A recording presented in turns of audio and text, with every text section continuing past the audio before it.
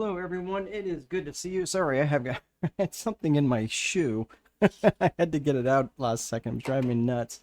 It's like I'm not going to spend the rest of the hour wondering what in the world is in my shoe. Teeny tiny little rock. All right. Good to see you guys. Thank you for joining me today. And you are here because you want to understand and uncover some marketing magic. And that's what we're going to be covering today. Let me put my fancy graphic up there. All right. So it is good to see you. And first, before we get too far underway, let me know where you're from and maybe what is it you keep busy with? What kind of line of work are you in right now? Let's see. Where are you from?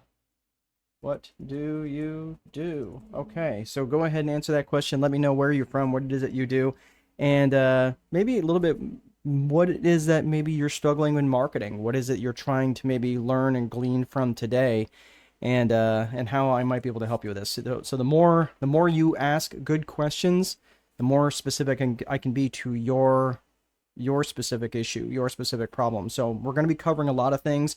At the end of the day, I'm a strategist. I'm not a marketing consultant. I'm not a I'm not a internet guru when it comes to this sort of stuff, but I am pretty good at this. And I had to get really, really smart on marketing, partly because I really wasn't that great at it. I mean, I was good at it for my business, but when I started coaching people back in the day, and this was back when I was under the Landlord Coach brand. Some of you may know me from that. And I had written several books. The first book was The Time Wealthy Investor. I'm going to talk about that here in a little bit. But The Time Wealthy Investor specifically was for mom, or is, it's still being published. The Time Wealthy Investor was published for mom and pop landlords and property managers who were really struggling to not get beholden to the day-to-day operations of a property management company. Does anybody out there own any rentals? Well, if you do, that book is for you, right? It's specifically the Time Wealthy Investor 2.0 replaced the original book, so that first book is out of print now. But the 2.0 version of the Time Wealthy Investor was really getting granular on the operational functions of management. And I got really good at it, understanding a lot of automations, understanding property management software, and different uses of software and and different websites and things like that. That really helped. It really helped people be much more effective and efficient in their day and not be beholden to their business. Well, that's great, but the problem was I never really transitioned that over to marketing. And while I was good at marketing my own business, I never really spent a whole lot of time doing that for anything outside the industry. So when people started coming to me and I started shifting away from the just real estate coaching, but all into business, right? I really like working with service-based businesses. I don't do all businesses, but service-based businesses I really, really enjoy. Contractors, restaurants, coffee shops, fractional CFOs, fractional CMOs, folks like that. Those are all people who really did. I had to understand the marketing problems that they had. So I really dove into that and really had put a lot of new tools in my toolbox to help them out, which really has helped them. And that's what I'm going to be showing you today. So let's hear from you guys. I mean, we got a bunch of people in here already. So let's see. Hudson Valley, New York. No way. My old stomping grounds. Hello, Elizabeth. Good to see you. I'm from Middletown. That's my hometown. Well, actually, I grew up in a little dinky town called Bloomingburg. No one knows Bloomingburg. Unless they specifically had to go to Bloomingburg. But that's where I grew up, so I know Hudson Valley well. It's so I don't know where in Hudson Valley you're at, but glad you could join me today. Let's see. Carla, you are a realtor in Houston. Man, the Houston markets. That's been a crazy ride for you in Houston, hasn't it, Carla? I'm glad you could join me. Rashawn from Alabama, currently in Indiana, working as a realtor. I live in Indiana. I actually do. I live in Lafayette. That's where I'm broadcasting this pirate signal from right now. So good for you. What market are you in? Let me know what town you're in, Rashawn. I'm curious. Elizabeth, events company adding on marketing and advertising services this year. Okay, very good. Hello, Saman. Hello, all. Good to see you. From India. Very good. Glad you can join us. It is late there, isn't it? It is like in the middle of the day. It's like 13 hours. Wow, you're up early or haven't been to bed yet. CEO of a service-based business. Excellent. Very good. We should be able to help you today. Independent life insurance agent from Delaware. Hello, Frimpong. Good to see you. Glad you could join us today. Carla, absolutely. Yeah, yeah. It has been a crazy market down there for you. Suman, thank you, Mark, for hosting this session. This is my pleasure. This is my jam. I really just enjoy teaching, and it's interesting because people ask me like, well, what is it that you do for companies? And I really do help people. I help save them a lot of time because I spend most of my day in reading and research and just putting together different things that will help you guys. So I save a lot of time that you may not have to I'm going to give you just a different quick view of this is just a partial view of my library. I literally have almost about half a dozen of bookcases that are just like this of all the books that I have been through and read and studied and that's just the books. That doesn't even count the different pieces of research and other things that I do to make it relevant to you. So you don't have to do all the reading and research and stuff that I do. This is the stuff that I geek out on. I really, really enjoy doing this. In fact, if someone says, "Hey, Mark, you've got all the money you need, you don't ever have to work again," which I kind of do. I mean, I live pretty lean, but I have a great I really just enjoy learning, and I get to pass that on to you. So thank you for hanging out. It is absolutely my pleasure. Let's see. I am a strategic partner. I run a strategic partnership and coordination firm in Florida. Very good, Malachi. I'm glad you could be here. And Elizabeth, no way. I know Blooming, the Quick Way Diner. You're from Goshen. No kidding. That's funny. All right.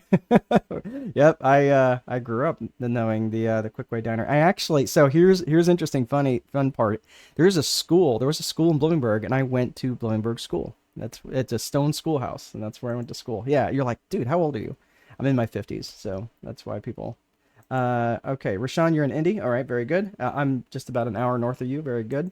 In Lafayette, it's midnight, 1:30 a.m. Simon, yeah, I knew it had to be late. Was reading a book and joined this call, Mark. Okay, good. I'm glad you're here. All right.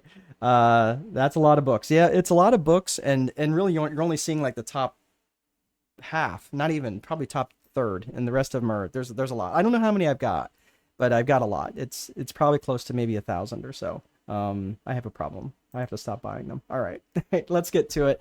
All right, thank you all for joining me. And here's the thing: I like it when you guys are chatty. I like it when you guys are putting content up. Don't feel like you're going to be interrupting me. If you have a question, go ahead and just put it in the chat. I promise I'll scroll back and try to get them all. So the worst question is the one that's not asked, and just start to think about different things that may come up for you, and I may ask them. If I went through something too quickly, yes, I'm going to go ahead and tell you right now, you will be getting the replay. So if you signed up for this on Eventbrite, through Eventbrite, and I have your email address, you will be getting a copy of the replay.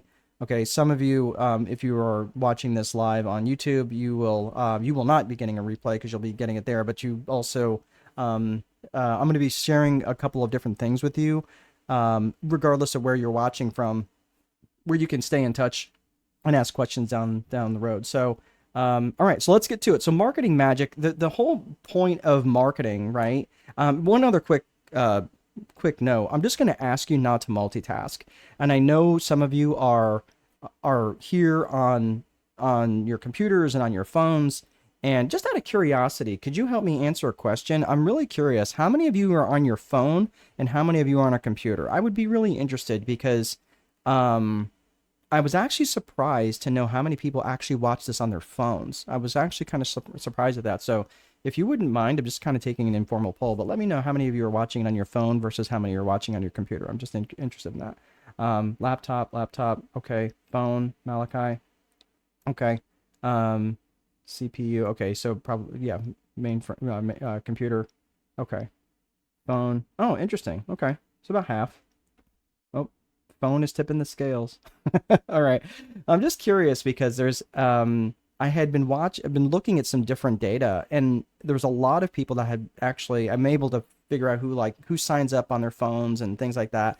I was actually surprised to know this. So you are probably seeing this on a different camera angle, and I'm trying to make it good for everybody, not just people who are watching on their phone, but also for people. So people who are on their laptop. So anyway, this is what I'm going to do. We're going to go into this. Please don't multitask. Please just try to stay plugged in as best that you can, because I know there's lots of different things to look at out there. But I promise you those TikTok videos will still be there when you're done. All right. So the job of your marketing is to create trust with your client avatar. That's it. I could probably end the webinar right here. Your job of your marketing is to create trust with your client avatar. And there's so much marketing that's being done out there that does not do that. That does not create trust. And this is so important. I don't care if you're a realtor. I don't care if you're in IT. I don't care what it is you're selling. If your person does not trust you, they will not buy from you. And think about this. I see a lot of folks out there who are really trying to be like the funny posting realtor, or the having pithy comments that are kind of funny, maybe a little racy, but at the end of the day, none of that stuff matters. None of that stuff matters. You know how much Coca-Cola spent on the Coca-Cola polar bears? Billions. And you know how much that translated into sales? Not much. They actually don't know, because they can't track it back to, oh, did you buy Coke because of the polar bears? They're like, no, the polar bears are cute, but yeah, it didn't matter. Is anybody old enough to remember the commercial? It was back in the very early 80s, maybe even late 70s, of this kid who's walking through this tunnel, and Mean Joe Green is walking through, limping through. He obviously just came out of a very heavy game, right? American football game. And he goes, hey, Mean Joe Green. He gives him a Coke, and he says, thanks, kid. And he throws him his jersey. Does anybody remember that ad? Right? It was, I mean, every kid was like, oh my gosh, he got to meet Mean Joe Green, and he got his jersey. And the big question was, did he really get to keep the jersey? And, is Mean Joe Green really like that? Like, that was the whole thing. How much additional Coca-Cola did it sell? Not much. The point is, we've gone so far in our marketing and our lead generation, just trying to be this creative, pithy thing and not developing or creating trust. So that is what we're going to be talking about today mostly. And we're going to be talking about some automations and different things that you can do. I can't get super granular on some of these just because there's so many different industries that are in here, but I'm just going to give you some tools to pull some threads on for you to investigate, okay? Because the true marketing magic is about creating and blending your automations and doing it in a way that makes people think that you are the authentic version of you that will create trust. Does that make sense? Does that make sense? Let me know if this is making sense, because if without this right here, this piece right here, this isn't going to matter. And the fastest way, by the way, to demonstrate or create trust, the fastest way to create trust is to demonstrate competence with your avatar. So with the person who is most likely wanting to who is most likely going to buy from you, they're going to buy from you because you're demonstrating competence. You're demonstrating that you know what you know, right? And you know it very, very well. All right. So I want you to start thinking about that now, is how can you demonstrate competence to your avatar? And how can you do that in a way which is going to separate you and differentiate you from everybody else in the market? Think about that. Differentiation is the key. Because if you're going to be like a Me Too product to everybody else out there, and you're trying to do what everybody else is doing, you're not differentiating. You're just providing a Me Too product or service. There was realtors in certain markets that were providing moving vans for their customers, for their client avatar. And they could afford to do it because they were selling high dollar homes, right? And they're like, but think about it. Does that really differentiate that market, that realtor, by providing a moving van for a high dollar avatar? It doesn't, because high dollar avatars are going to get moving companies. They're not going to want to move the stuff themselves. So then they shifted, right? Then they shifted to providing a moving company, right, to doing that, right, which might cost $1,000 or something like that, and then any difference they might get paid by the individual. But the point is that they provided that because that was a differentiator for them. And whether if they sold a lower dollar home, to a different avatar, maybe they would provide a moving band, right? But these are the sorts of things that would differentiate people. The problem is differentiators like that can easily be copied. So how else can you differentiate yourself in your market? Well, things like demonstrating leadership, things like demonstrating that you know something, or you're always in front of the market, that your clients or your competition is always playing second fiddle to you. So being a leader in your market, in whatever that is, by providing information, by providing and demonstrating competence, that puts you out in front of everybody else. That puts you in front of everybody else. Okay. So I'm just want you to start thinking about how you can demonstrate that you know what you know really, really well to your ideal client, or customer. All right.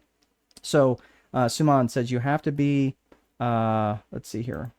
You have to be a tree, then a shadow to be real and build trust. Absolutely. Yeah, that's right. I had never heard it said that way. That's actually a very good way of saying that. Where did you hear that? Where have you heard that? That was actually really, really good. It sounds like a proverb.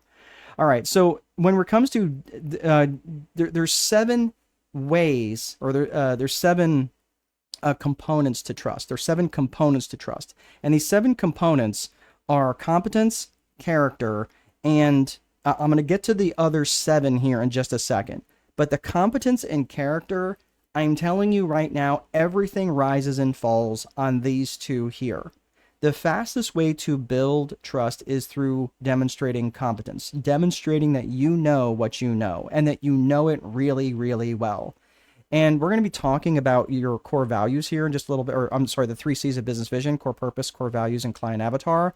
But when you are really dialed into what it is that you know, because you know, like, you're known in that geographic area or that particular market or whatever it is, like, people know me as a strategist. People know me for, locally, they know me for being in real estate. And I can't change that for them because I was in real estate for like 20 years.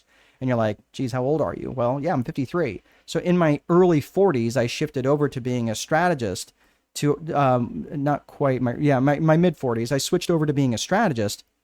And people like you know that, like, you know me for that, because this is what mental bandwidth I'm taking up for you. But for other people, they're always going to know me as a real estate person. Other people are going to know me for being a Marine, right? I was in the U.S. Marines for a while, and there's people, because of just different circumstances and things that I had done, different fundraisers and stuff that I had done, they know me for that, and I will never occupy any other mental bandwidth for them. And that's totally fine.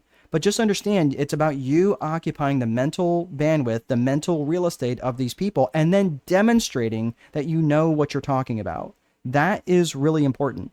That's competence. Second is character. Now, when it comes to character, I'm telling you what, it won't matter how much competence that you demonstrate. If you are going to demonstrate a lack of character, that is the fastest way to destroy trust. It's the fastest way to destroy trust, is to demonstrate a lack of character. So you might be thinking, well, how does that work? Well, think about an attorney, right? Like, we've all seen these crime shows. And what's the first thing an attorney does on cross-examination, right? When the opposing attorney goes after the detective, right? They try to destroy their character. Right? It seems here like you've lied on reports before. It seems here, Mr. Scientist, that your science is flawed, or you have a drinking problem, or, hey, Mr. Politician, right? When politicians are attacking each other, what do? Seems like you had an affair. Seems like you cheated on an exam in the 3rd grade, right? All sorts of weird, goofy things, right? Back in the 80s, it was like, have you ever smoked pot? I didn't, but I did, I did, but I didn't inhale, right? Like, this is all this weird stuff that comes out in terms of character. So that's why when people are trying to assassinate character, you got to be really careful to guard your own. Like, for example, if I came on here and you, like I mentioned, that I have a bride and 3 children, and then I say, hey guys, I got to hurry up and get out of here. I got a hot date, with my girlfriend. And you're like, does he really mean like his girlfriend? Because he mentioned he's got a wife. Like, I'm just saying, like, I don't have a girlfriend, but I'm just saying, if that was the case, you'd be like, dude, I don't care what I learned from him. Yeah, I'm going to learn from him, but I don't trust him. I don't trust him enough to buy from him for sure. So that's what I'm saying. You've got to be careful to guard your own character. And if you're, and this happens, there's a course that I hold. I'm holding it on Friday. Is your networking not working? So if you want to, if you're looking to advance your networking and take that to the next level, or maybe your networking is not working and you don't understand why. This is a component of it, by the way, is if you go to networking events and you drink too much, that may be a reason for people not to trust you. They may judge your character. And I'm just telling you, I'm not saying like you shouldn't drink. I don't generally drink in events like that just for a number of reasons. I have kind of a personal rule that I don't drink unless it's a Saturday and I don't have anything going on the next day. And unless my wife is around, right? Unless my wife is with me, my bride is with me, I don't drink, right? It's just a rule that I have. It keeps me out of trouble, and there's no question of my behavior or anything like that. Like I just, and not to mention, I just don't like to feel like I'm out of control, right? And that's, but if I'm home, I might have a glass of wine every now and again, but generally following those same two rules.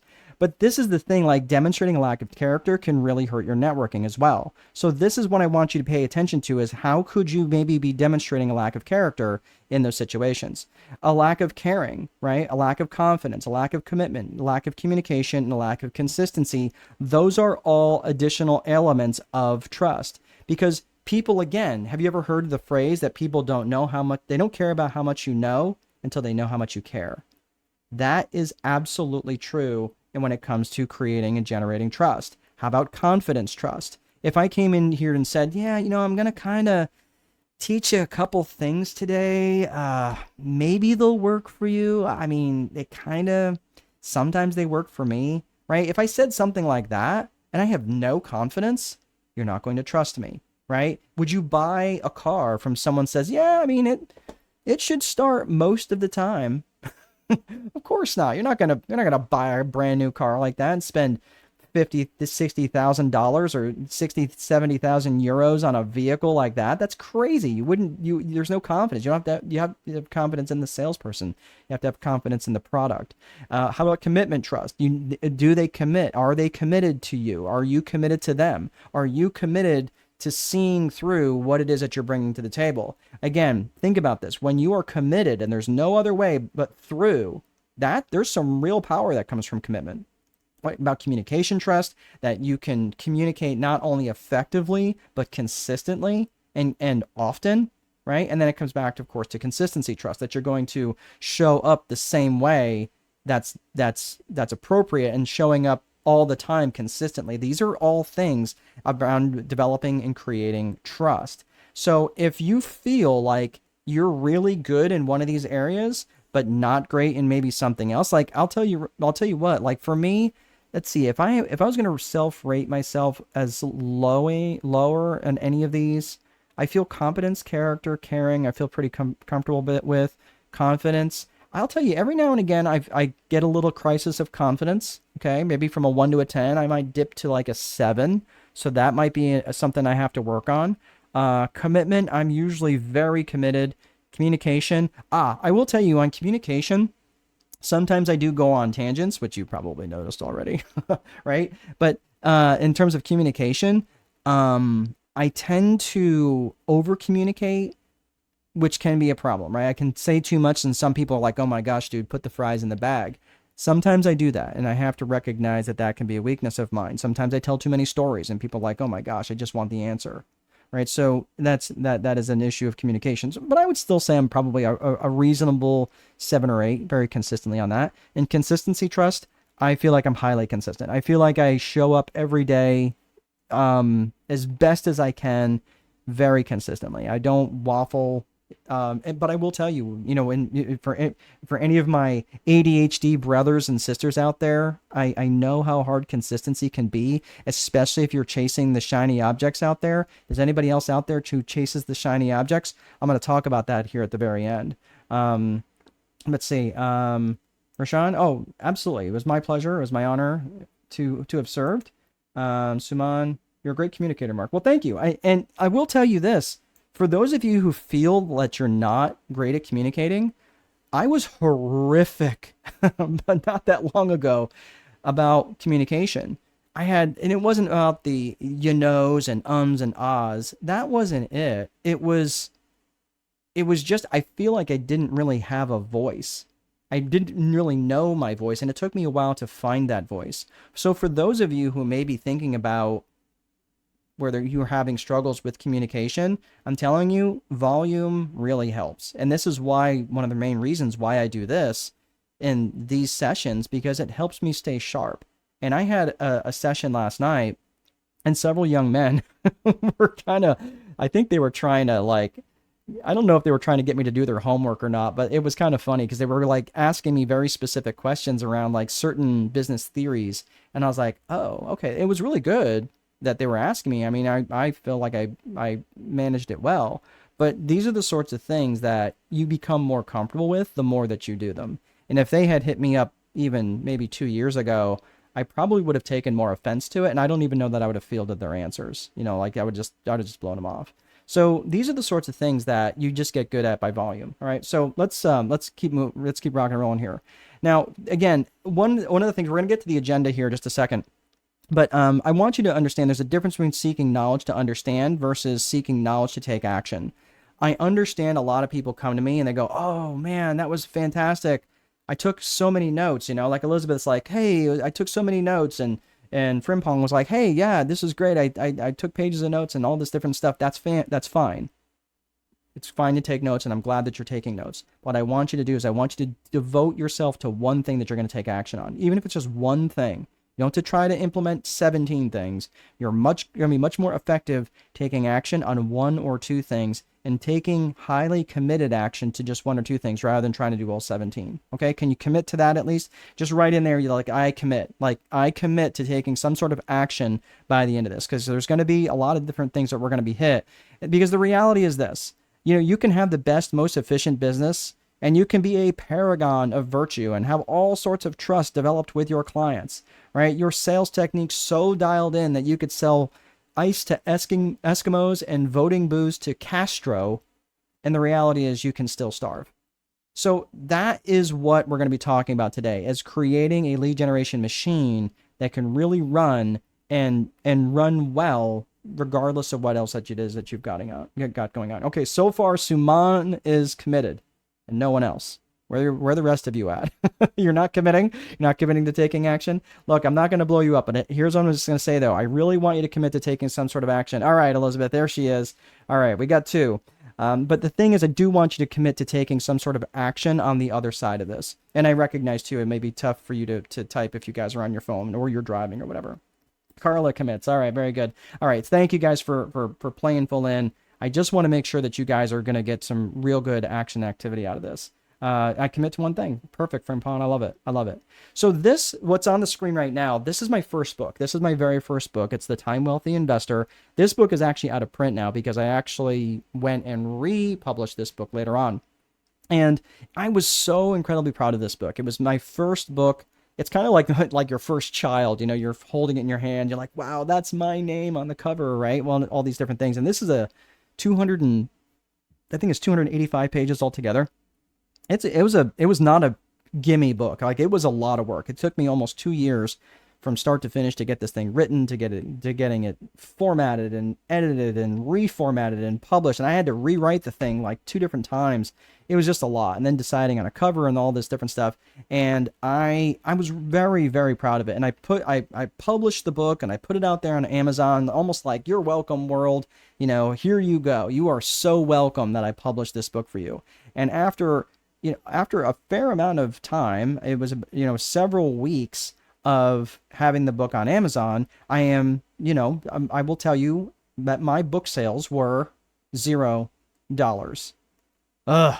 Oh my gosh. 2 years of effort and I had no book sales. None. And I'm not exaggerating. This is not an exaggeration. This is a very true story. I'm happy to show you the lack of sales if there was some way to actually show that.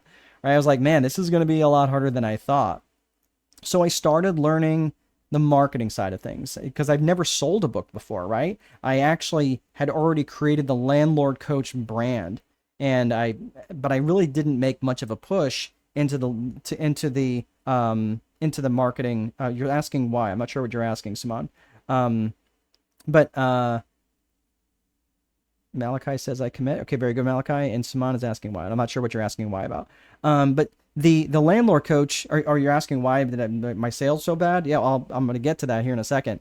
But here is so I created this brand under Landlord Coach, and if you go to landlordcoach.com, it's a great site. It's got all this information on there, and I was starting to like build this brand and create these funnels, and I had all these marketing and emailing ideas and just different things and all this cajoling, and started to put a lot of effort into selling these books.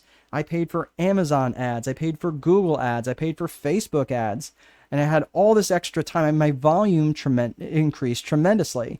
So I spent about 3 months doing nothing but trying to sell these darn books, and I went from $0 in sales to, you ready, drum roll, $95.64. Oh my gosh. Now, yeah, the sales were zero, Suman, because I was not marketing it. What I did was I put a good product or service out there, but I did no marketing. I did no marketing whatsoever. And here I put all this effort and probably well over, I don't have the exact dollars in terms of what I spent, probably well over $2,000 in marketing to get back $95.64 in revenue. This isn't even profit. I was selling the books at like $7.99. Does anybody remember those free plus shipping offers, right? Where you basically, hey, here's the book for free, but you just got to pay for shipping. Well, the book was basically at cost at, in terms of $5 roughly for the book and roughly $3 for the shipping. It really was. I was making no money on the books whatsoever. I was barely breaking even. I was so incredibly discouraged. I mean, how many of you would have felt the same way? 2 years to write and publish a book and no sales, another 90 funnels and other people's courses that I bought and creating this brand and spending money and more money and everything else. I felt like the only people who were making money were the marketers. So this was really, really frustrating for me. So, this was, I mean, I was ready to give up at this point for sure. So this was like are you kidding me? Thing. But why didn't they buy the books? Why didn't they buy the books? Because what I was trying to sell them was information, not when they actually wanted transformation. I was trying to sell them books when what they wanted was their life to be better. I was selling them the trip and not the vacation, right? Think about the trip. The trip is getting you and your spouse to pack up half of your stuff and drag all of them through the airport and the luggage, and you've got 2 kids with you and everybody's complaining and like that's the trip. When I should have been selling, hey, how awesome is it going to be to sit on the beach and have dinner on the beach with the people that you love? That's the vacation, right? I was selling them the 300-page book. Now, when I should have been selling them the features, the benefits, and the meaning, right? The benefits and the meaning are really what you need to be selling. So that's why, and now I'm going to take just a pause here for just a second, because I know I don't have a slide on this. I actually need to add it in there. But the difference here is the meaning is why people are going to want to buy something. The meaning, right? The features, the benefits, and the meaning. The features of the book it's got 300 pages. The benefits is that you'll learn to run a rental business a little bit better, or you'll learn to run your business a little bit better. That's a benefit. But the meaning is why people are going to spend money. The meaning is because you want to make a little bit more money, spend a little less time on doing the things that you hate, and really enjoy your life with the people that you love the most.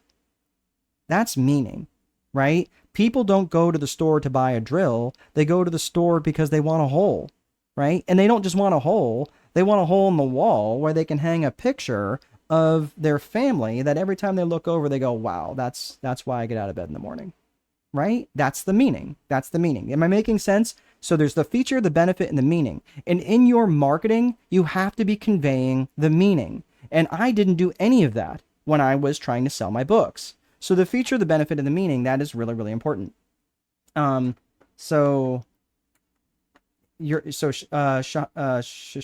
sorry, Shoshana. That's right.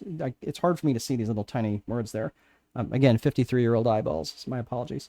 Was the disconnect in part because they didn't connect your brand to the book? No, the difference, it wouldn't have mattered if I had connected my brand to the book. I don't know that it would have made a difference unless the brand was already very recognizable. The reason they didn't is because I was trying to sell them the sizzle, not the steak, right? Like they want the steak. They want to feel satiated after they ate. They want meaning. And I wasn't selling any of the meaning. I was selling them homework. Who in the world wants to buy homework, right? Like now I'm in a PhD program right now for organizational psychology, and I literally just started. So I'm, just 4 steps into the process. But right now, all I feel like I bought is homework. It's a lot of homework too, right? But it's been good. It's been good. But at the end of the day, I'm going to be much more, much more knowledgeable about the process of organizational behavior. But this is why, because again, it's the feature, the benefit, and the meaning. You have to sell the meaning. Now, you can't just give them the meaning without context. You can give them, hey, look, this is a book. Granted, it's 300 pages. There's a lot in here. So it's a really good resource thing. But at the end of the day, you don't have to sit and read the whole thing. You can read this by the chapter that you're most stuck on. That way you can say, okay, cool. Now this is the thing that I really need most help with. You can read just that chapter and get unstuck. And then once you're unstuck, you get a little bit more time freedom. You get a little bit more time wealth, right? Time wealthy investor. Now you can really read through the rest of it and now that you've got that toehold, and now you can really understand what it's like to be time wealthy. Do you think that approach would have gleaned a different result? It did. When I relaunched the same book, the Time Wealthy Investor 2.0, I updated some things, and that book did well, not as well as my last release. So I published this book, The Time Wealthy Advantage, in May, and it did far better. And the reason it did so much better is because I actually released it. I actually did a full release of the book. Okay. So the point is I had done very little to demonstrate trust for the avatar and demonstrate why they should do it. What was the meaning behind it? And that was really important. So here's just, again, this was actually under Landlord Coach when I was doing this back in 2017. I had very little revenues coming in, and then all of a sudden I started to shift up. I was making just under $10,000 in monthly revenues, and then I went over $17,000 a month in revenues. And the interesting thing was, it was not by selling books. The books was a lead generation piece. And that's where I really switched things, right? So I just want to say to you that there was light at the end of the tunnel. And the reason I did not keep up with that trajectory is because I wanted to actually disconnect from the real estate coaching space. There's just a lot of ick. If anybody knows is in the real estate space and you see a lot of the coaching that's going on out there, there's just a lot of ick that's involved in that industry right now. So I just decided to disassociate myself from that. Malachi is asking, oh, okay, you got a question, or you got a statement. Malachi is saying, yes, it makes sense. Don't sell the path of the way, but sell the purpose of the goal. Right. Sell them, again, like I said, don't sell them the trip, sell them the vacation. What is the meaning at the end of this that you're going to do? Again, it's not like, hey, I'm going to sell you this knife, right? And it's not about the knife. It's not about the sharpness of the edge. It's about what it can do, right? Like you can whittle a piece of stick if you want, right? Like whatever it is, like, but that's the thing that it does for you. That's the meaning behind it. Not necessarily the feature, the benefit, but the meaning. The feature could be, it's got 400 horsepower. Great. What does that mean? Well, the benefit, the feature is it's got 400 horsepower. The benefit is it goes from 0 to 60 in 4 seconds. Right? And the meaning is that you're going to feel like the coolest dude on the block, right? When you smash down on the gas and you just hear the Hemi engine roar, and you're just going to feel like a really cool dude or a really cool gal, right? That's the meaning. And people are going to buy meaning far more than they're going to buy the features and the benefits. Some people will buy for your features, right? Because they can translate it into the meaning. But you have to make that connection for them, especially in your marketing. And that is the real magic, by the way. I know I referenced this as marketing magic. That's it. It's connecting those features and those benefits to the meaning. Okay. So that's really it. Let's get into, I just want to get into the agenda for the rest of the context today. I wanted to get those things out there because I know some people can't stay on for the whole thing, but we're going to talk about the systems, and then we're going to talk about the psychology. Then we're going to get into the 4 core functions of business, and then we're going to talk about the real marketing magic around having controlled growth, and then we're going to get into the resources. So we're going to get into all this stuff. I know if you guys can't stick around, I added a few things, so it probably is going to go a little bit longer than an hour and 15 minutes, but I promise you this is all going to be very, very much worth it for you. This is the book, The Time Wealthy Advantage, that I had mentioned. This was the last book that I published in May, and I wrote 4 little guides after that. And if you are in the United States and you'd like to get a copy, and you'd like a signed copy, you just go to strategicboardroom.com and you can buy it right on the website. It's literally it says like buy book or something like that. It's pretty straightforward. If you're outside the United States, however, and you'd like to buy it, the best way for you to get it is to go on Amazon. They have a distribution methodology or distribution system that's way better than mine. So I would recommend that you go to that. But I'm not here to promote the book. I just wanted to let you know that where it came from, because we're going to be talking about the Viper framework. Now, the Viper framework, I'm not going to spend a ton of time on this, but it is, I am going to go through specifically two main areas, which are around vision and infrastructure. I'll explain the rest of them, but vision and infrastructure is where we're going to be spending most of the time. So the Viper methodology is an acronym for vision, infrastructure, process, execution, and reporting. Vision, infrastructure, process, execution, and reporting. And this is the framework that you're going to use to build a business and life around, right? I'm a life and business strategist, and this is the framework that you're going to use to build out your life and build out your business. This will make sense here in just a hot second. So as you're looking for your vision, the vision has two components. It's got personal vision and it's got business vision. So, sorry, let me take Malachi's comment down. So you've got personal vision and you've got business vision. The personal vision is going to ask you basically one basic question. Where do you want to go? Malachi, where do you want to go? Shoshana, where do you want to go? Suman, where do you want to go? From Pong, where do you want to go? And when you start to ask those questions, like Carla, where do you want to go? Where do you want to go in life? Where do you want to go if your life was not defined by income generation? And you might say, well, like, for example, if you wake up with $30 million or 30 million euros or 30 million pounds in your bank account tomorrow morning, what is your life going to be like? And you might be thinking, well, wow, I could go buy this stuff. I take all these trips, right? But keep in mind, especially if you're fairly young, you're going to have to be a good steward of that money because it will run out, right? So after you go and buy the bougie things and you take all the trips and whatever, what is your day-to-day life going to look like if it did not rely on income generation? Okay. Next is the business vision. And the business vision is cool. Now that you've developed and determined what this life is going to be or what it's going to look like, is great. How are we going to get there? What's that going to look like from there? So and it's interesting because I hear especially a lot of young people, they're going to ask, they're going to say, all right, well, what is, like for example, yeah, let me go ahead and younger people, and I especially said this too, is, yeah, let me go ahead and make that $50,000 a month, and then I'll worry about that better life on the other side. Well, the problem with that is that, I've sat in masterminds and different classes with people who are making, 100,000, sometimes 6 and 7 figures a month. Like that was what they were netting, and they were miserable. They were absolutely miserable. And it's interesting because what they were doing is they were confusing achievement for fulfillment. And they were just never going to get there. So I just want to encourage you, like, especially if you're younger in your 20s or 30s, and I really want you to spend that time on your personal vision. Because the danger in creating a business vision before you create a personal vision is that you end up creating a life that exists to serve the business. And I'm just telling you that sucks. And I've been down that road, and it doesn't, your business is just never going to love you the way that you love it. So what we're going to uncover is, now the personal vision piece, I'm not going to spend a lot of time on today because I just had to cut that out. But I just really do want you to think about, like, what would you want your life to look like? What are certain things that you look forward to? Who would you want to be in that life with you, right? Start thinking about that.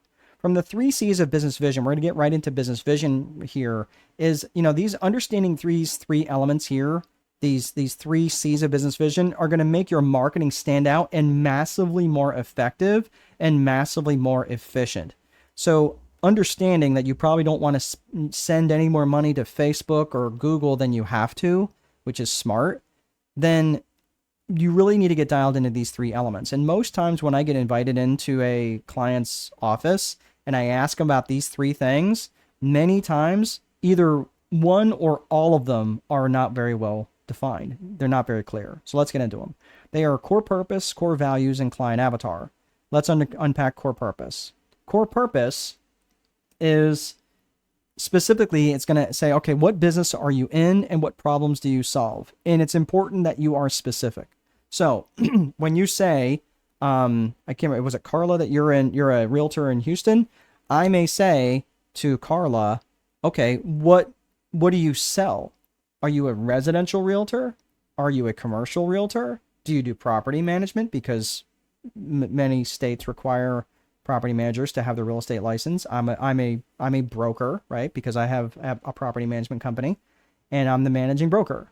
So, like, what do you do with that? And are you what specifically do you work with? Do you mostly do corporate rentals? Do you mostly do again, residential sales? Do you do industrial? Like, what are the sorts of things? And it's really important that you get very, very clear about what business that you're in and what problems do you solve. And this is also how you differentiate yourself, is in your core purpose. Because if you're not going to be differentiated in your core purpose, people are not, they have a choice. They're going to say, well, I'm going to do business with this person over there because I don't know. I think I know them a little bit better than I know you. Really? That's how they're making the decision? Or their name is just a little bit more recognizable? That's a problem. That's a real problem. And if you're not differentiated, if you don't own that name or that market space, that's going to be really important for you. Okay. Is to really get dialed in that core purpose. When you're looking at your core values are what matters to you about this business, and how would the world be worse off if you went out of business? So when you're starting to think about your core values, and you might be thinking like, oh man, this is super squishy. This is such a waste of time. Listen, I'm saying if you're here because you're trying to build a business and you're trying to grow, I mean, understanding if you're here because you're trying to learn marketing, because you're trying to grow, you're trying to look for better tips to do this. When you define your core values, you also define your company culture. And your company culture and your company brand are inextricably linked. So think about that. There are companies that people just love to go to because they love the company culture. And the company culture was defined by the company core values, because the people who run the place have a set of core values that they live by. And if they're smart, they've identified them and written them down. That is what happens when you have a very strong company culture. And when you look at the big companies that have a very strong culture, like Netflix and Southwest Airlines and even Starbucks, right? They have a specific company culture, and they've defined that company culture because they have very defined core values. And core values, I'm just telling you, it's not anything that's super squishy.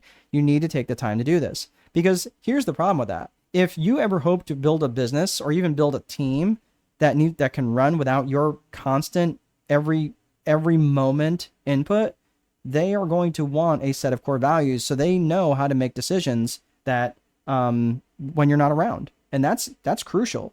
So I really want you, and you might be thinking, well, how do I define my core values? Well, look at yourself personally.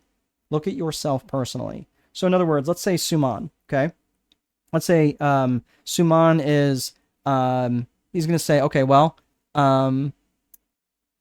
if he's ever had a friend, okay, he's ever had a friend that wandered off the reservation that he couldn't follow, right? For example, like had a friend that was starting to steal things. Like, dude, I'm not about that. Like, what are you doing? Like, you're heading down a path I can't follow. Or maybe they were starting to be dishonest. Or maybe they were starting to lie to you, right? Or they were doing one thing and saying another. They were out of integrity, right? Now, those are pretty easy examples. But those violations are so important to Suman, or maybe to you, that's a violation that you won't follow. That represents a core value. So that's how you start to define those sorts of things, right? So because it's a violation of a core value, that's probably a core value that means enough to you to bring it to your business, okay? So I want you to think about that. A core value, absolutely, core values are the soul of the company. It's great. It helps identify the DNA of the company. Our core values, so Suman has them identified. Our core values are heartful, mindful, and powerful. These are the things that I practice daily. Simple as that. Excellent. I love that. And for me, so I break them down a little bit differently. Like for example, one of our core values that we went over our meeting today was creating legends. Now, creating legends, that doesn't mean that I'm trying to create a legend out of Shoshana, right? But I want to create a legend in the mind of other people to say, oh, wow, like, yeah, this person is really, really good at what they do. Right? And creating legends in the minds of others. It's that positive gossip that you create. Like, so that is one of our core values, is creating legends. So like, these are the sorts of things that are really, really important to consider when you're creating your company core values. Sorry, I am having a heck of a time with my mouse today. Okay, so let's get into so we talked about core purpose, we talked about client avatar, or we talked about core values. Oh my goodness, core purpose, core values. Now let's talk about client avatar. Client avatar is who specifically and ideally do you want to serve, and what are their geographics, their demographics, and their psychographics. So if you guys have an ideal avatar, please write it in the comment section. Write in the comment section right now who that is. Like is it a person who does X, Y, or Z? Or you say, nope, I really kind of have to work on my client avatar. This is the audience participation part of this here, right? But like what are their geographics, their demographics, and their psychographics, and be really specific about these individuals. Or sometimes it's a couple, sometimes it's a team, sometimes it might be a board of directors, right? Or you like working with sales teams, or you like working with marketing teams, or you like working with coaches, you like working with husband and wives. I like working with husband and wife couples who are in business for themselves, who have kids at home, who are really, really busy, and they want something better for their lives. That's what I can do. I help teach and educate so they don't have to spend so much time trying to learn and educate. I can help them and then distill that down into what the next thing is for them. So it goes from classroom to boardroom. That's how I help people, right? Do you think I've got that dialed in? Yeah, I do. I really like helping people in the service industry. That's something that I've done for hundreds of people now, hundreds of different businesses now. And that's why I really enjoy doing that, right? So I was, just stopping and thinking about this, like, I almost said dozens of people, but I had to translate that from dozens to hundreds because it has been so many people that I've helped at this point. Because now I try to downplay it, but I'm like, no, it's important that I step into that leadership because I have helped that many people. And because I was really specific in the geographics, demographics, and psychographics in terms of who I wanted to help and how I wanted to reach them. So geographics is straightforward. It's where they are. Demographics is who they are. And psychographics is how they think and how they buy. And the demographics, by the way, these are all things like, are they married? Are they single? Are they, do they have kids at home? Things like that. Okay, good. I'm getting some answers here.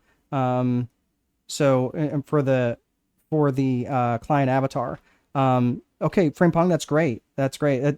So Frimpong says, I have no idea who an avatar can be. That's okay. That's good though. Like, it's good that you're starting to think about this now, because if you're thinking like everybody needs this, then no one will need this. And that's the problem. You're not going to have any pricing power if you're not really sure. So that's okay. Thank you for being authentic.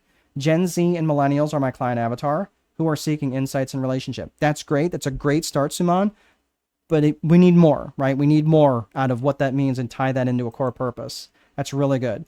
Single Gen X women and sandwich generation, but I need to further refine this. Exactly, Shoshana. That's good. But it's a really, really good start, right? Really, really good start. All right. So when you're thinking about the demographics, again, are they married? Are they single? Are they rich? Are they poor? Are they old? Are they young? Those are the demographics. Psychographics is how they think and how they buy. To break down the psychographics, I want you to think Aaliyah. Their attitudes, their lifestyles, their interests, and their aspirations and goals. So think about that. What are their attitudes on life? What are their attitudes on different things? What lifestyle do they live? Do they travel a lot? Are they homebodies? Do they always buy the latest tech? Right? Are they early adopters, or they tend to wait? Those are the sorts of things I want you to start to think about. Their interests. What kind of thing are they interested in? Are they interested in American football? Are they interested in, European football? Are they interested in World Cup? Are they interested in NASCAR? Or are they interested in Formula One? Like, what sort of interest do they have? And if you knew their goals, if you knew their aspirations, if you knew they wanted to go back to school, if you knew that they wanted to have children, if you knew that they wanted to be able to travel at some point in their life, do you think that knowing their aspirations and goals would be helpful? Absolutely it would, because then you can sell them meaning. Remember that. You can sell them meaning, and that's where it's going to come back to that. All right, so we covered the 3 C's of business vision: core purpose, core values, and client avatar. If you get nothing else from today's webinar, from today's session, please spend the time getting clear on these 3 things, because that's going to help your marketing more than any other thing. All right, so that's it there. So now we've covered vision, and that is the vision piece. Now we're going to get into the infrastructure of the Viper methodology. The infrastructure is the bones of the business. It's your desks, it's your chairs, it's your software, it's your phone systems, it's your websites, and things like that. So I'm going to give you some some specific examples, easy for me to say, some specific examples that's going to relate infrastructure to lead generation and marketing. Okay. And that's going to be something around like CRM, your customer resource management software. And there's just different software systems, like just some examples are Pipedrive, Go High Level, HubSpot, and Monday.com. These are really good CRM. Another one that I'm going to talk about here in a second is Apollo, but because that's got a built-in CRM as well. I will tell you that Salesforce is like the 800-pound gorilla of CRM, but it is so expensive. I'm just going to be honest with you, for most small business owners and most entrepreneurs, everything that I put on the screen is probably just as good an option. Now, Salesforce has all these different automations and different things and integrations. I just think it's massive overkill for what you're trying to do with a CRM. But then you're looking at sourcing, and sourcing is finding the people that you want to work with, or finding other people who might be interested in what you have to buy or sell to, right? And sourcing is like LinkedIn Navigator. I'm not really a fan of LinkedIn Navigator. It does the job, but I think like Apollo.io is really powerful. I think for what LinkedIn Navigator is, I think it's a little expensive. For Apollo.io, I think you get a lot more juice from the squeeze. If you use them together though, you might spend, I think, probably about $150 between them together per month. You would pretty much have all the sourcing that you need locked up between those two applications. Lead IQ is another choice between that and Apollo, but I really like Apollo. It seems to really have some really good reviews, and I've used it a little bit. I haven't used it a lot, just because of the type of nature of people that I tend to attract. But for some people that have used it, that I have worked with, they really do like it. And then there's some automations and different integration software, right? And these are things like MailChimp, Constant Contact. That's for your email stuff. That's for your email that's getting sent out in automations and things like that, and your integrations. And then you've got different integration softwares like Zapier and Odoo, or Odoo. I'm not sure actually how you pronounce that. You can pronounce it any way you like, but Odoo, whatever. Those are basically what they're doing, is they're integrating the software systems into your existing framework. So all of this stuff that I'm talking about with infrastructure is really, really important. I'm not going to get into the weeds on this stuff because your business is going to take a lot of different types of automations and integrations. And this is the sort of thing that I've been helping people out with, because this is absolutely critical. And it's not just focusing on their operational functions. This is also focusing on their marketing functions. So these are the sorts of things, these things here, all of this infrastructure is really important. So you might be asking, well, why does vision come first? If the infrastructure is so important, why doesn't infrastructure come first? Well, the reason is this, because remember, the main circuit breaker is your personal vision. And then you're going to create your business vision that's in alignment with that personal vision. If your personal vision, let's say for argument's sake, Carla let's say that her personal vision is to lay on the beach in Spain for 2 months out of the year, rubbing cocoa butter on her belly. Okay. Well, if she built an infrastructure that's going to require her to return emails and phone calls in a timely manner, that's going to be a horrible experience for her when she's trying to lay on the beach, rubbing cocoa butter on her belly, right? So vision does come first, and you're going to be building an infrastructure that stays in alignment with your vision for the future, right? So I just want to make sure you think about it in that order. So in the rest of the Viper framework, I'll take it.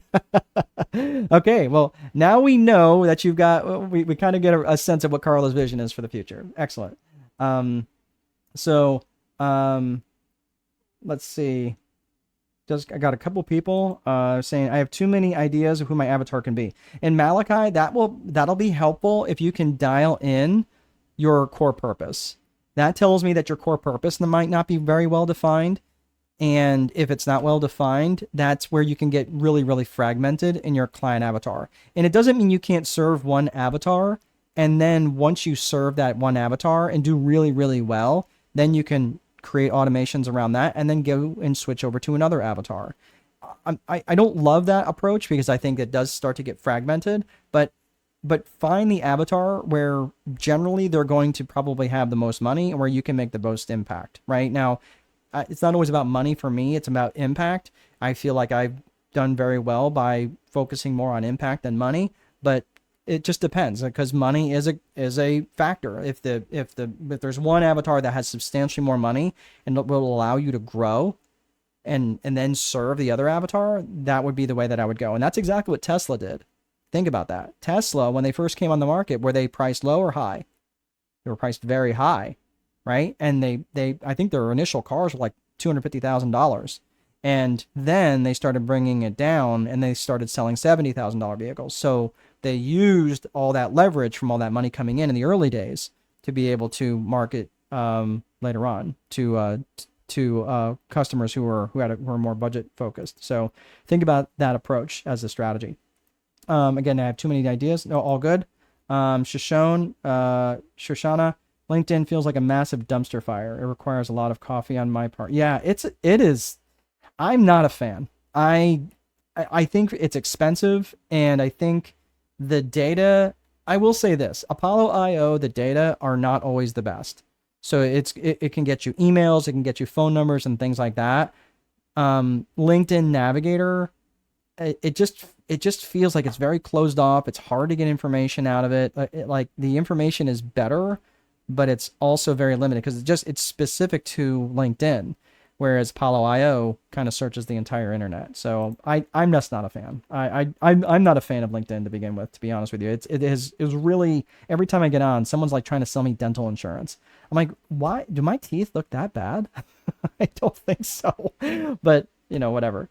All right. So if someone is a LinkedIn top voice, your post gets a massive boost. Yep, that is true. Okay. So yes, and for some people, they absolutely love LinkedIn, and I'm not going to tell you to stop. It's just, for me, it is, I feel like I go in there and that's where all hope goes to die. All right. So, so we talked about vision, we talked about infrastructure. Let's talk about process. Process is simply how you do stuff, right? It's there's two components to process, which is tactical and strategic. We are going to pick up the pace a little bit just because this is stuff that's not as relevant to you in the marketing piece, but I do want to help put all this together in terms of the Viper framework. So we talked about vision, we talked about infrastructure, this is process. There's tactical process and strategic process. Tactical process is about, how you do stuff. It's your standard operating procedures, your checklists, your day-to-day activities, right? Just your opening procedures, your closing procedures, how you answer the phone, things like that, right? If I drew a box around infrastructure and tactical process, that's the system. That's the system that you just built for your organization. But the thing is, a system, right? Like that's the boat, that's the warship that you just built. Now you want to take that ship out of the harbor, right? Otherwise, you're just going to let it get banged around on the harbor by the economic winds of whatever blows through. So strategic planning is what, and now you're saying, cool, we're going to take that ship out of the harbor and we're going to make some trouble, right? So the strategic planning involves three components. It involves people, purpose, and promotion. And the people, purpose, and promotion, people is just who you need, right? It might be people outside your organization that you might need help with. Might be people inside your organization. It could be your vendors. Could be your not only your vendors but your subcontractors, right? That would be, or suppliers. So, but the people outside could also be the people you're trying to sell to, right? The purpose could be to expand market share. It could be to launch a new product or service into a completely new market. Things like that, right? So those are different things, which, launching a product or service could be in the same market, or you could be going into a new market entirely with an existing product or service. Same thing.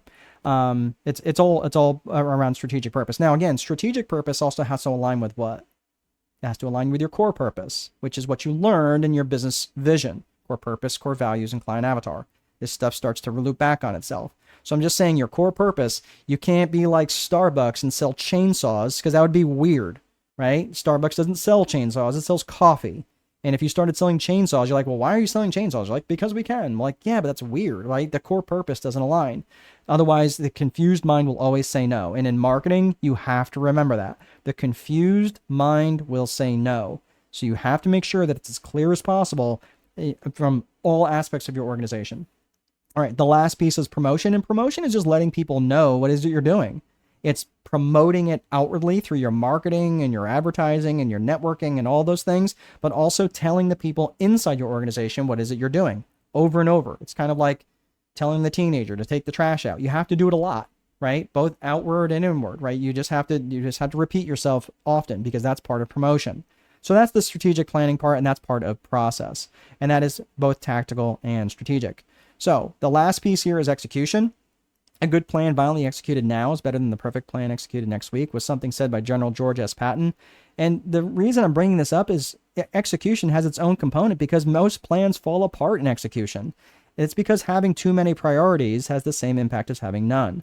So for those of you who are on the call, who have that list of 37 things that they're going to do today, I know who you are. I know who you are, because I am one of them, right? I have to go back and go, oh my gosh, I have too many things on my to-do list, right?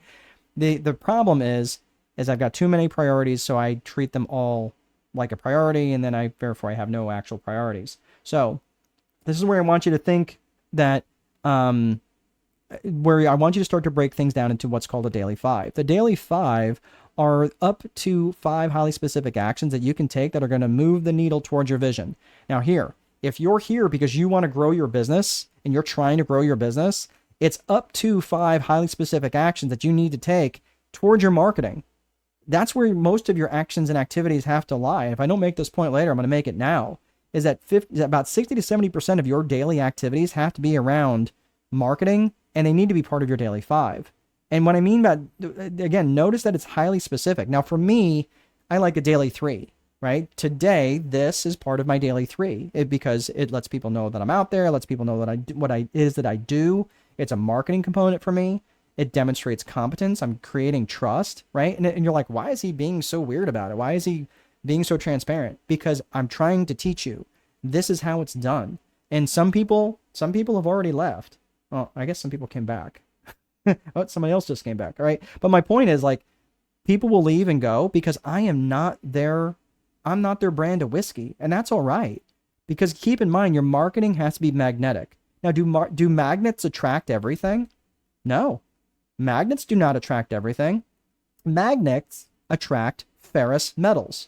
They don't attract non-ferrous metals. They don't attract copper, right? They don't attract nickel, I'm pretty sure, right? But they do attract steel, right? And there's certain other types of metal that they do attract. They don't attract gold, doesn't attract silver, right? So my point is that is really, really important, that you have to consider in your marketing, that you want to be magnetic. You want to attract certain people, but magnets also do what?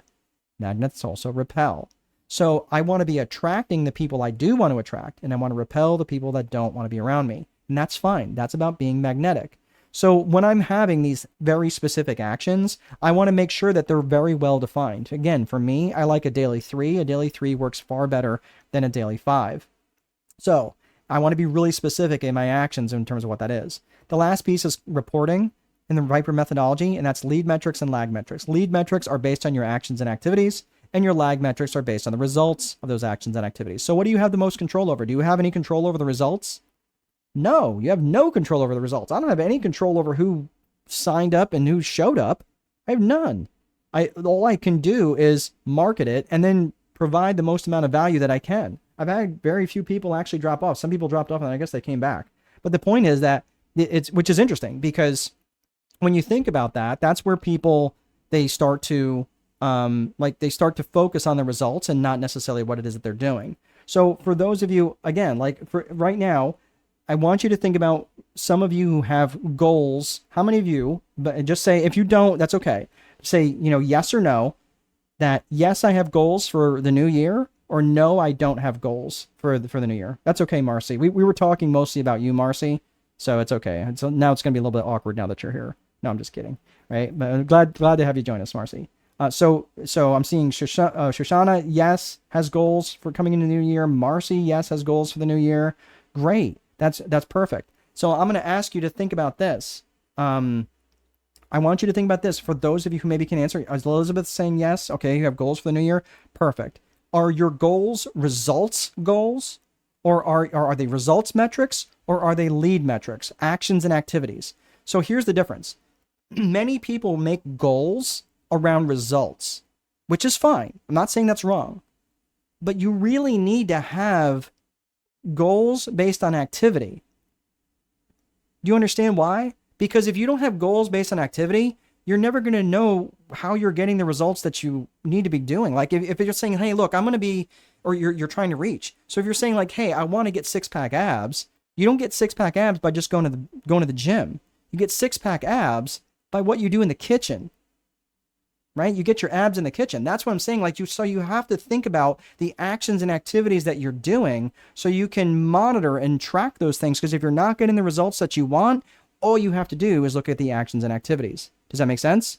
So I want you, if you have some goals that are based on result metrics, that's fine. But I want you to also create some goals that are around activity metrics. Does that make sense? Just say, makes sense. I don't have goals for the new year. That's okay, Frimpong. Okay, just it's important that you have goals that are also tied to the actions and activities, not just the results. So if you take nothing else away, make sure you do that. All right, so that is the Viper framework. And now we talked about the systems. Now let's talk about psychology. So this is lessons on management, habits and goals. Habits, activities lead to my goals. That's exactly right. Please repeat it again. Yeah, so basically what I'm saying is for that, is I want you to have goals, not just on the results that you want. I want you to put goals on the actions and activities that will lead to those results. So in other words, you're going to say, well, I'm going to, in the context of marketing, I'm going to have scraping software that's going to scrape 1,000 new emails every week. And I'm going to make sure I send out that 1,000 emails every week. That would be a lot, but that would be actions and activities, right? You can send out emails. You don't have any control over how many people respond to those emails, but sending out emails, that is an action activity that you can control. All right. So that is, there we go. There's an example, Marcy. All right. So again, actions and activities versus results. So let's look at psychology. If you guys need more results or more examples, let me know. All right, so systems are important, but the systems are only going to get you so far. This is why we have systems and psychology, right? This is the S&P approach that I take to business. Systems and psychology. So psychology has both an individual and personal component and a business and organizational component. In the personal side, you're looking at self-worth and self-management and limiting beliefs and things like that. Your business side has external psychology and internal psychology. Let's look at the business psychology in greater detail, just for the sake of today's lesson. So you got internal and external. Internal psychology are things like management and leadership. Management and leadership are incredibly important because if you've ever worked for bad managers or bad leaders, you know how horrible that can be working for a business like that. When you're looking at external psychology, you're looking at things like dealing with vendors and negotiations. You're even looking at things like politics, which are absolutely, the bigger you grow your business, that is absolutely important. And then you're going to looking at things like buying psychology. So I'm going to spend a few minutes on buying psychology because that's going to matter in terms of your marketing efforts. So here's the things that I want you to pay attention to. I'm going to take myself down so you can read this and take a screenshot of this. All right. I'm going to take some water there. But what I want you to do is take a screenshot of this and realize that there are 15 reasons why people buy. That is to make money, save time, avoid effort, escape pain. Escaping pain can be emotional pain, physical pain, right? Spiritual pain, possibly. More comfort, better health. They will, and keep in mind that could mean less stress. They will buy to feel more love, to gain praise, increase their status. They will buy for truth, especially if they have felt lied to in the past. They will buy for growth. That could be personal growth. That could be for knowledge. That could be, again, for spiritual growth. That could be for novelty, just because something is new. Again, who of you has to have the latest iPhone or whatever vehicle is new, right? More control, more perceived control, and also to be in contribution to others. So what I want you to do here is I want you to take this list and I want you to think of all the ways for each of these 15 reasons how you help someone directly or indirectly help them make money. How do you help them directly or indirectly help them make money? And I want you to come up with as many reasons as you possibly can. And don't stop at one or two. Try to fill up a page. How do you help people directly or indirectly save money? How do you help people directly or indirectly help them increase their status with their tribe, right? How do you help them feel more love directly or indirectly, et cetera, et cetera, et cetera.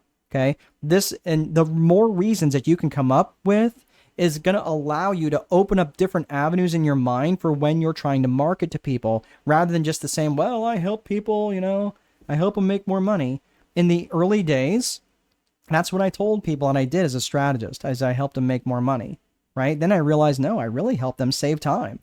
I mean, yeah, I do help them save money, but really I help them save time because what I do is with all this knowledge and strategy that I have, I can say, okay, that's important, but that's not as important. Your bigger fire is over here right now because that's something that you need to be focusing on, right? So I take them out of the classroom and move them into the boardroom, and I can help them make a lot more traction. I help them save a lot of time. Eventually, they may have to learn other aspects, but it keeps them from wandering. I offer them a framework to help make things a lot easier. So this is, and the reason why I can speak so adeptly about my avatar in this way is because I have been through this exercise dozens of times, as I'm like ripping my headset off, dozens of times.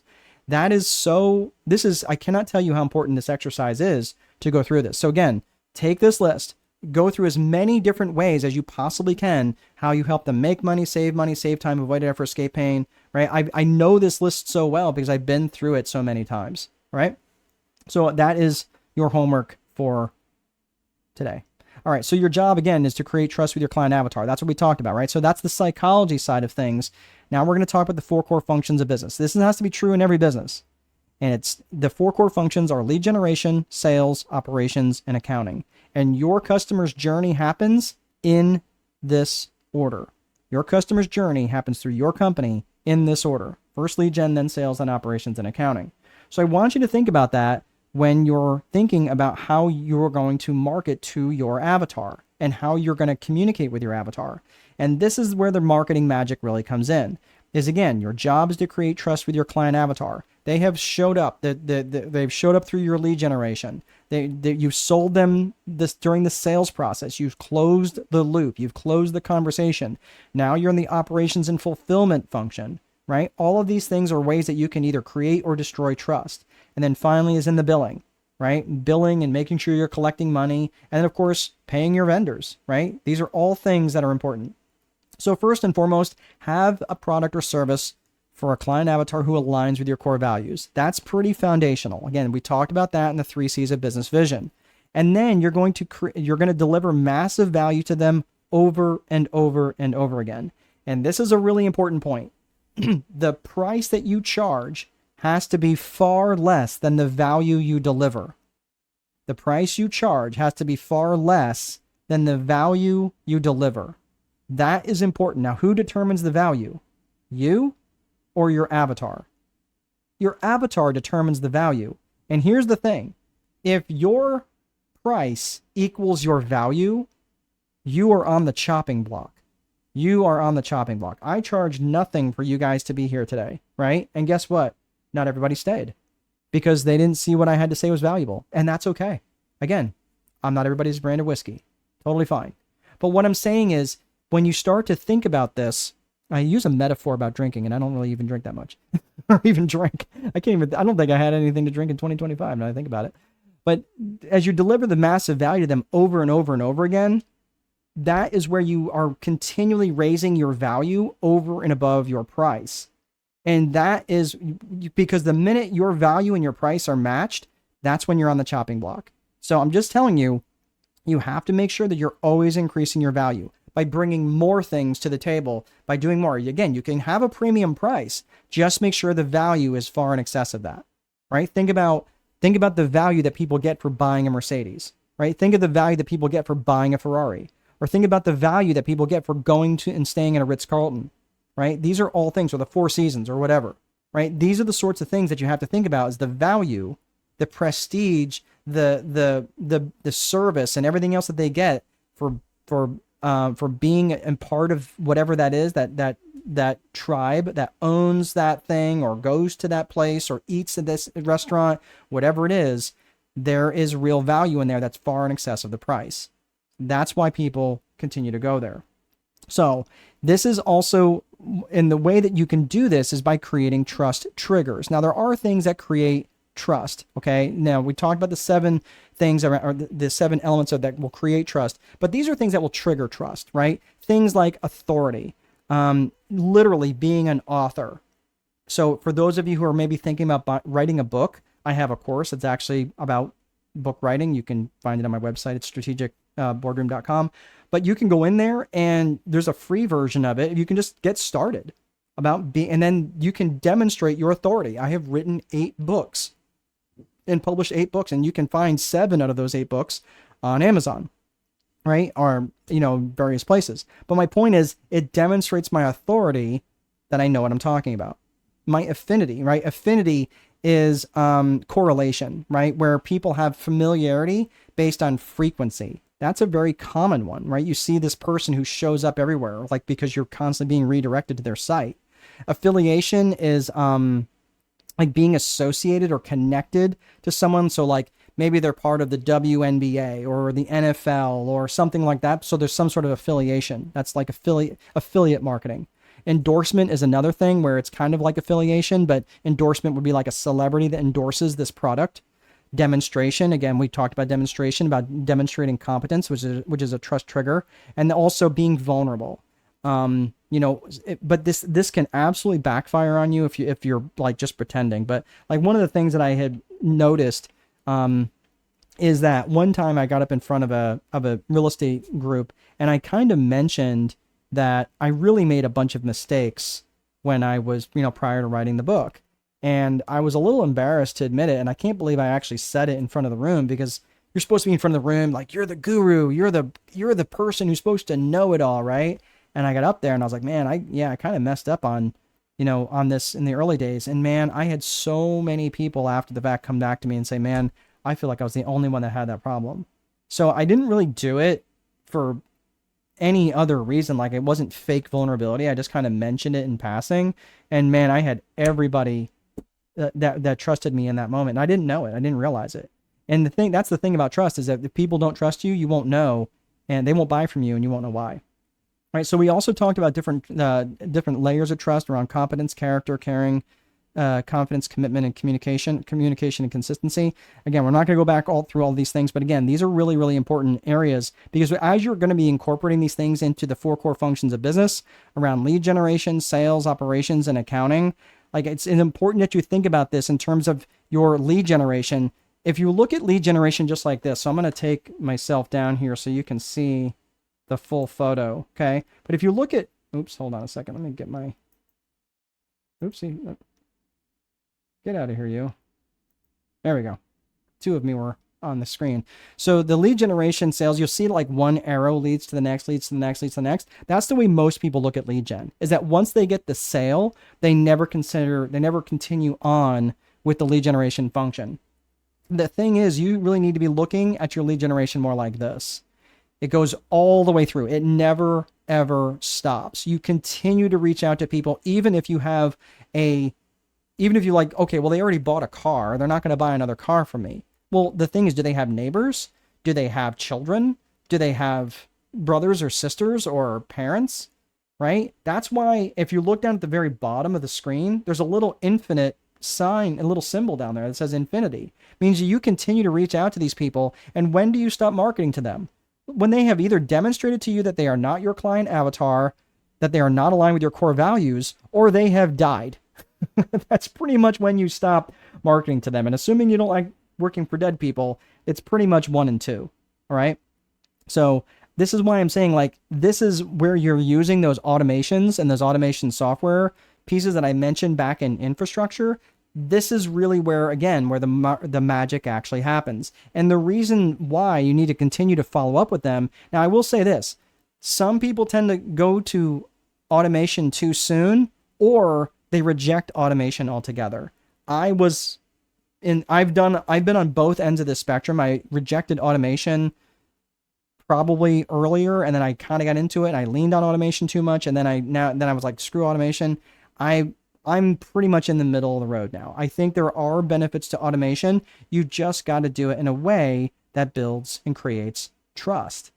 Okay. That's the real marketing magic. So these automations and integrations that I talked about, like MailChimp and Constant Contact and Zapier and Odo, like all of that stuff, like once you know there are problems, again, because you know your avatar so well, once you know your problems, you deliver value to them over and over and over again to help solve those problems, and you give away tons of value.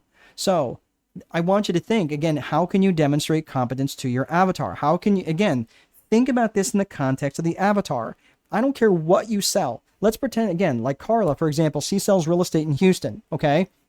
She knows her avatar generally, let's say, empty nesters that are trying to sell their homes. Let's say that that's a pretty typical avatar for her. So if she knows that they're empty nesters, she knows, okay, they're probably going to be between 45 and 60 years old. Okay. So what does a 45 and 60-year-old need that generally other avatar don't need? Well, they don't have kids at home. They probably want to spend time with their grandkids. So maybe a free pass to a local children's museum where that they could take them on like grandparents' day, right? That might be something that she could share with her avatar. Now, does it have anything to do with real estate? No, it doesn't. But the thing is that now her avatar knows, like, oh wow, she really gets me. She really understands me, right?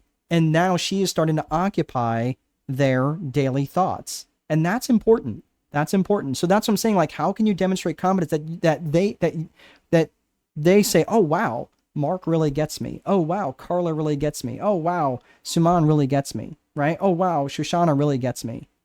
That's important. So how can you demonstrate competence, demonstrate understanding to your avatar? And this is what you can send to them over and over and over in your email automations, in your reach outs, by picking up the phone and actually calling them. Don't just rely on your automations. Make sure you're actually being a human being.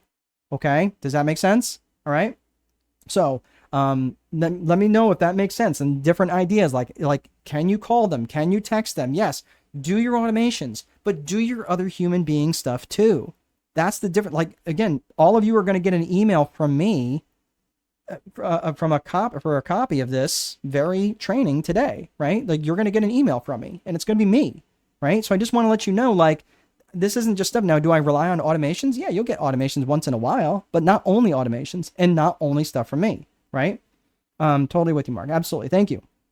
All right, so we're almost done here. So again, we talked from the very beginning about seeking knowledge to understand versus seeking knowledge to take action. I'm going to share a quick story here, just kind of fun. I want you to think about this, though, before I blow onto that. But I want you to think, like, what is the thing, what is one thing you're going to take action on? I really want you to think about this. What is one thing out of all the notes that you've taken? I want you to think about, and go ahead and type your answer in as I give you this last little bit here.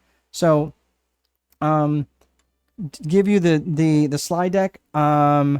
It'll all be on the video. I think it might be too big to send, to be honest with you, because I have some other stuff on there. I could try to do that, Suman. Let me see if I can. Let me see if I can do that. So, but just email me and we'll figure that out. But seeking knowledge to understand versus, so I want to know what things that you're planning on implementing, like one or two things that you're planning on implementing. That was your thing that you committed to. So what are one of the things that you're going to commit to at the end? So this is a photo of a bank robber. You can't really see the gun, but his face is kind of blurry. But in 1995, there was two bank robbers who went in with no idea of how to they didn't even try or attempt to disguise their disguise themselves. And what they did was they held people up at gunpoint and they rubbed lemon juice on their face. And the interesting thing was they tried to do they tried to disguise themselves on by covering their face with lemon juice. And the interesting thing was they were super shocked that they couldn't do that. They were actually found because they thought the lemon juice would make them invisible. And the cops were like, "Are you kidding me?" So it actually started out the research around these two people, these two researchers, Dunning and Kruger, did this. Let me take myself down here. Give me 1 second here. So if you look at this chart here, you'll see that this is the confidence graph is on the y-axis and the competence axis is on the x-axis.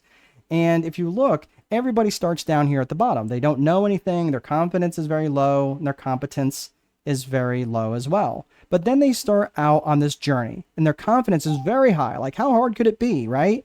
And then they realize, so their confidence grows very, very fast. Even though they don't really know what they're doing, their confidence grows very fast until it gets to the peak of Mount Stupid. And this is where they realize they don't know what they don't know. So then it comes all crashing down pretty quick. Like, oh my gosh, they start to realize all the things they don't know until they kind of crash down into the valley of despair. And the valley of despair is where many business owners tend to wallow, and they start to look for shiny objects and start to look for the next thing. All right. So this is where a lot of people tend to get derailed and go in different directions. But if you stay with it, you keep working on your confidence, or your competence rather, as you gain competence, you gain knowledge, you keep working on your skills, you go up the slope of enlightenment until you get to that plateau of sustainability. Okay. So the reason I'm sharing this with you is really to offer to you just a way of continuing your training, continuing to develop your competence. And that is through a school community that I have. It doesn't cost anything. You're welcome to join at no cost. I'm going to go ahead and put the link in the description here, and you are welcome to join me. Like I said, there's no cost as it sits right now, and that may change in the future, but I'm just saying right now there's no cost to join that. But it would be so yeah, there it is in the description. Okay, sorry, I was just trying to catch up with the comments there. And that is all I have, everybody. And I'll just go ahead and put that is the link right there if you'd like to just type that in organically. Otherwise, you can just click the link in the comment section. So that's it. I know we went a little bit long. We're just a couple minutes over, but thank you so very much for sticking around. You guys were a fun group. Thanks for hanging around today. And this has been a lot of fun. So again, I want to know what you guys are planning on. If you want to message me in your email, when I know that some of you may be driving, some of you may be doing some other things, but that is all that I have. Okay, here's a Shoshana. Takeaway action. Number 1, refine client avatar. Absolutely. Great place to start. Number 2, articulate how I accomplish the 15 reasons why people buy. Thank you. You are most welcome, Shoshana. Thanks so much for being engaging today. You guys were just, all of you were just a lot of fun and really engaging. So thanks for sticking around. That is all I have today, everybody. Thanks so much for being here, and I will see you in the boardroom. Have a great day.